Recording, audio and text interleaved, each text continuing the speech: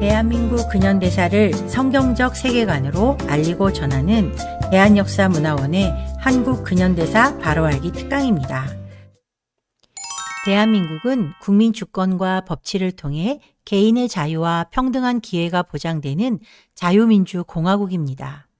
그래서 우리는 대한민국의 국민으로서 주권을 행사하고 개인의 자유와 평등한 기회를 보장받으며 그 권리를 법으로 보호받고 있습니다. 또한 대한민국은 자유시장경제를 채택하여 선진한국을 이루었고 국민들은 그 번영의 혜택을 누리고 있습니다. 그러나 불과 100여 년 전 조선 백성들은 자신의 힘으로 벗어날 수 없는 종의 멍에를 짊어진 채로 자유의 개념조차 알지 못했습니다. 온갖 종의 멍에에 매여 자유의 개념조차 없던 조선이 하루아침에 우연히 어쩌다 보니 번영과 발전을 누리며 전 세계에 K열풍을 일으키는 선진한국이 되었을까요? 누구도 그렇게 생각하는 사람은 없을 것입니다. 분명한 것은 오늘의 번영에는 시작점이 있었다는 것입니다. 그렇다면 그 시작점을 놓은 사람들은 누구일까요?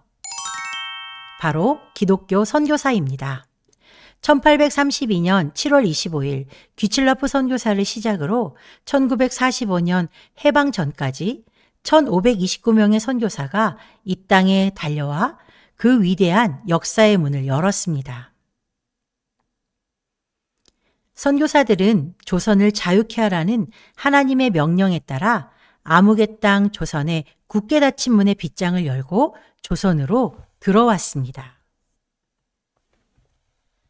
드디어 어둠 속에서 고통받는 조선 백성들에게 자유를 주기 위한 놀라운 여정이 시작된 것입니다.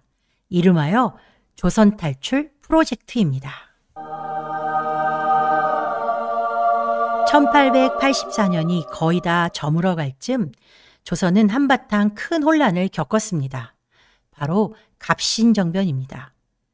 갑신정변은 청나라에 빼앗긴 주권을 되찾고 민씨 세력을 척결하여 개혁을 꿈꾸었던 개화파들에 의해 일어난 난이었습니다. 결과는 3일 만에 청나라 군대에 의해 진압되면서 끝나버렸고 조선에 찾아온 개혁의 기회를 또 한 번 잃게 되었죠. 조선은 이제 더 빠른 속도로 망국의 길로 걸어가고 있었습니다. 그런 혼란 가운데 조선은 새해를 맞이했습니다. 1885년 4월 5일 새벽 인천 제물포항에 2명의 선교사가 도착했습니다. 그들은 아펜젤러와 언더우드 선교사였습니다. 이들은 조선에 온 첫 번째 정착 선교사였는데요. 정착 선교사란 오랜 시간 그곳에 머물며 사역을 지속하는 이들을 말합니다. 한마디로 조선에 뼈를 묻을 각오를 하고 온 사람들이죠. 그날 아펜젤로 선교사는 배에서 내리며 이렇게 기도했습니다. 우리는 부활절 아침에 이곳에 왔습니다. 그날 사망의 권세를 이기신 주께서 이 백성을 얽어맨 결박을 끊으사 하나님의 자녀로서의 자유와 빛을 주시옵소서. 선교사들이 이 땅을 밟은 목적이 바로 이것입니다. 자유입니다. 조선 백성을 단단히 묶고 있는 결박을 끊고 자유를 얻게 하는 것. 그래서 그들은 사랑하는 가족을 떠나 낯설고 불편하고 심지어 죽음까지 각오해야 하는 조선으로 온 것입니다. 선교사들이 전하는 복음의 핵심은 바로 자유입니다. 자유는 다른 말로 표현하자면 구원이라고 말할 수 있습니다. 구원이란 어떤 위험한 상황에서 구출되거나 속박에서 해방된다는 뜻이죠. 선교사들은 조선 백성에게 어두움에서 벗어날 방법, 그 놀라운 방법을 전해주러 온 것입니다. 그렇다면 무엇으로부터의 자유를 선포한 것일까요? 먼저는 조선 백성의 영적 자유를 위해 죄에서 자유를 얻는 유일한 길을 선포했습니다. 그리고 조선 백성을 묶고 있는 각종 억압으로부터의 자유를 선포했습니다. 놀랍게도 선교사들이 전해준 영적 자유는 조선 백성을 묶고 있던 여러 억압의 사슬을 끊는 시작이 되었다는 것입니다. 이 시간에는 기독교 선교사들의 가장 중요한 사역, 교회를 통해 조선에 선포된 자유에 대해 이야기해 보겠습니다. 교회 이야기를 하면 예수님을 믿지 않는 사람들은 내가 왜 그 이야기를 들어야 하지? 라고 생각할 수 있습니다. 하지만 교회가 조선 백성에게 천지개벽을 일으킬 큰 영향을 끼쳤다는 것을 알아야 합니다. 지금부터 선교사들이 전한 복음이 조선 백성의 삶에 얼마나 놀라운 변화를 주었는지 살펴보겠습니다. 먼저 한국교회의 시작이 언제였는지 그것은 알고 가야겠죠. 조선에 세워진 최초의 교회는 현재 서울 광화문에 있는 세문안교회입니다. 세문안교회는 조선 최초의 교회이자 조선 최초의 장로교회입니다. 1887년 9월 27일 미국 북장로교회 소속 선교사인 언더우드 선교사에 의해 세워진 교회가 바로 세문안교회죠. 그리고 며칠 후인 1887년 10월 9일 조선 최초의 감리교회 정동교회가 미 감리교회 소속 아펜젤로 선교사에 의해 세워지면서 조선 교회의 역사가 시작되었습니다. 이후로 선교사들은 조선의 남과 북, 동과 서로 흩어져 조선에 드리워진 어두움의 자유의 빛을 비추기 시작했습니다. 우리가 잘 알고 있듯이 조선은 철저한 신분사회였습니다.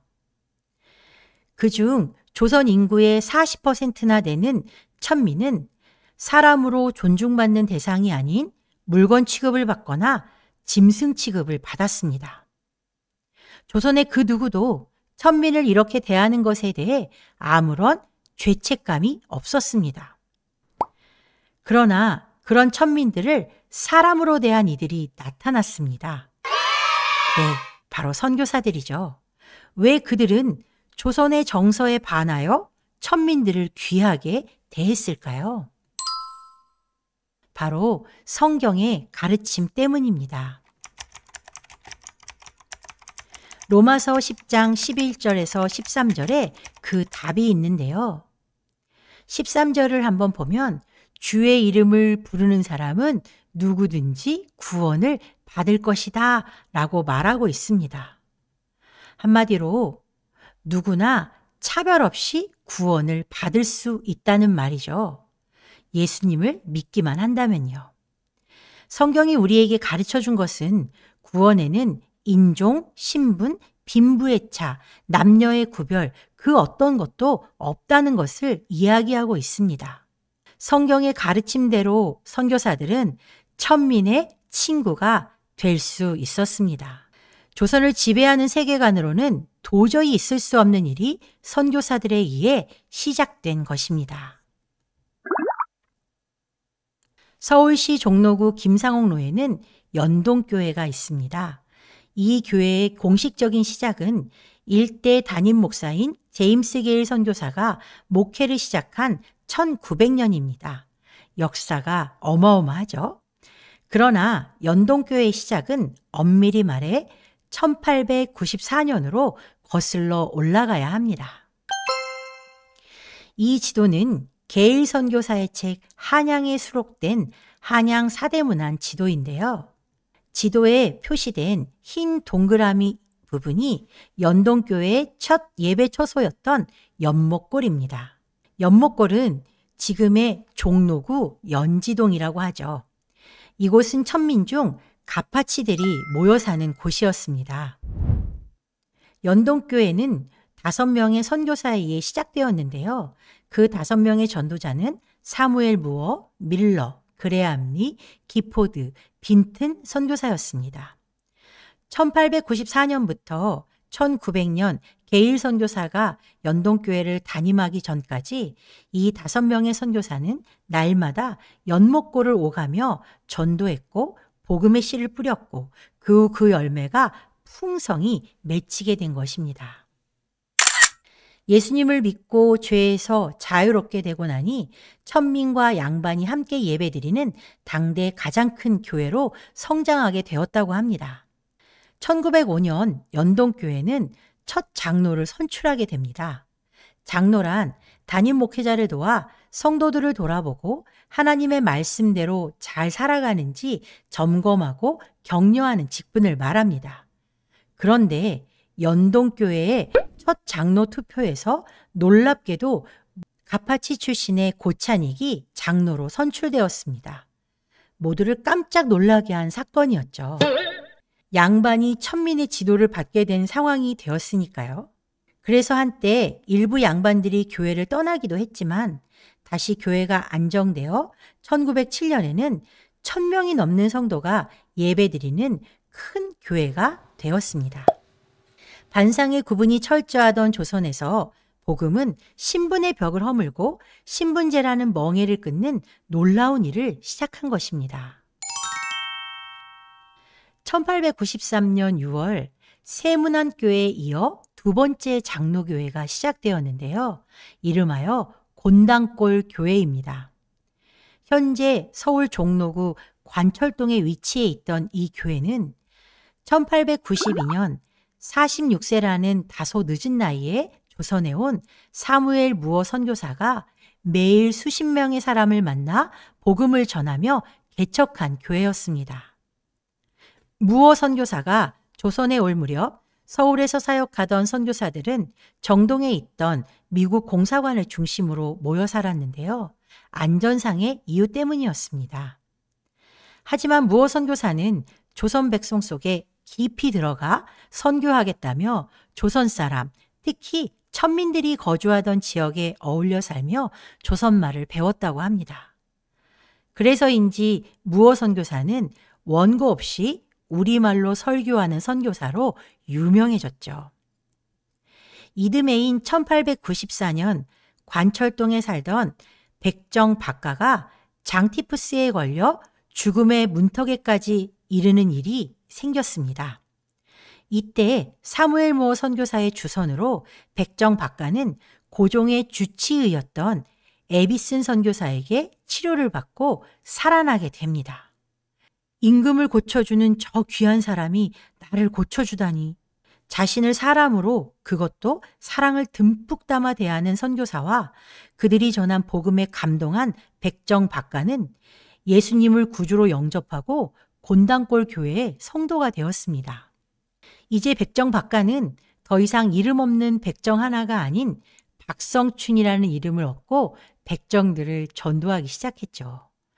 놀랍게도 박성춘의 전도로 곤당골 교회에 백정들이 모여들기 시작했습니다.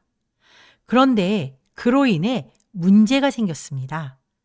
일반 교인들이 백정과는 도저히 예배를 함께 드릴 수 없다며 백정을 쫓아내라고 항의를 시작한 것입니다.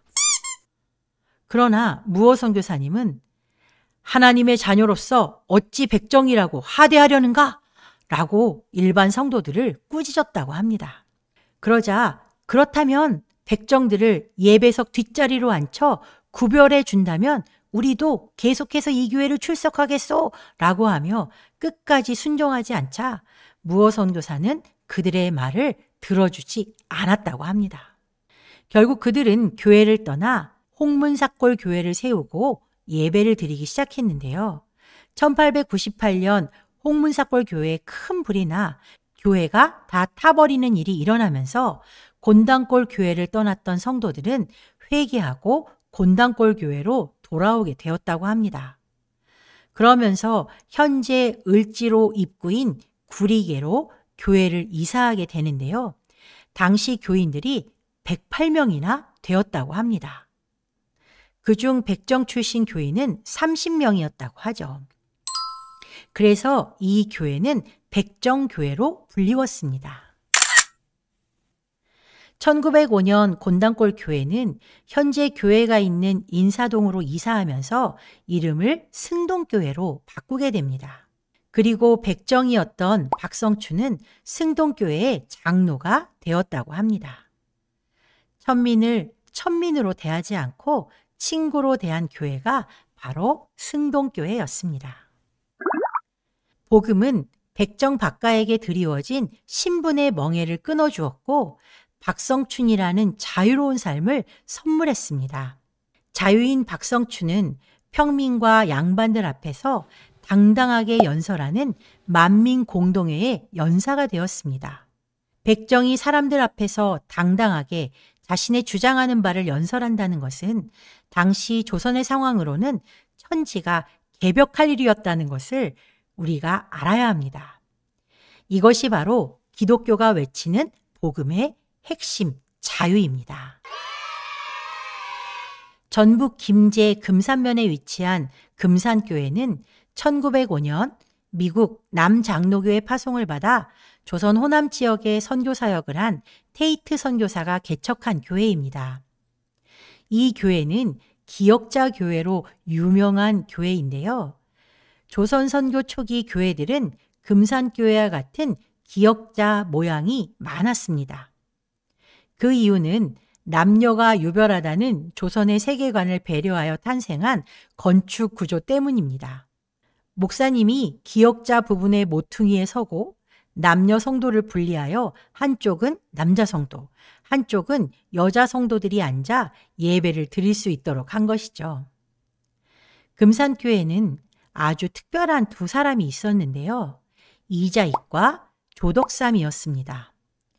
조덕삼은 김제에서 이름 있는 부자였고 이자익은 그 집의 마부이자 머슴이었습니다.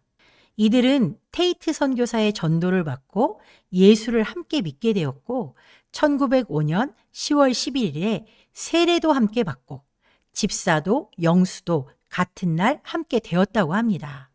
그 후 교회는 장로를 세우게 되는데 놀랍게도 김제지방의 유지이며 금산교회의 재정을 모두 감당하고 있던 주인 조덕삼을 제치고 그 집 머슴 이자익이 장로로 선출된 것입니다.